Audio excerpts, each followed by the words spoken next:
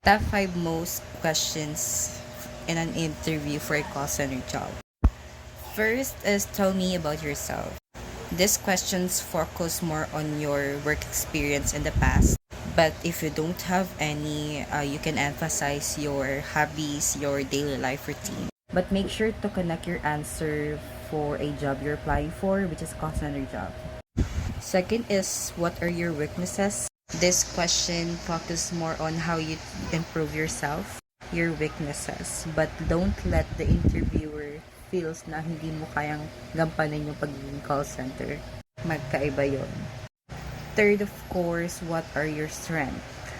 This focus on you emphasizing your strength na capable enough ka to work for a call center job. Fourth is, do you have plan on the next 6 months? Dito na papasok yung commitment mo. So make sure you always answer no. Kasi if sinabi mong meron, possible na hindi ka na ipasa. Kasi it's more on commitment. And finally, why should we hire you? This question focus more on your confidence. I-emphasize mo yung magiging ambag mo sa company or sa trabaho na yon.